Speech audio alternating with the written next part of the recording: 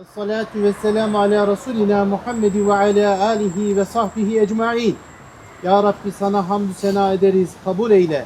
Alemleri yoktan var eden, varlığından haberdar eden, sana kulluk edebilmeyi, sırat-ı müstakiminde daim olabilmeyi göndereceğimiz kardeşlerimizi faaliyetlerde sen onların yardımcısı ol ya Rabbi. Sallallahu aleyhi ve sellemi gönderen sensin.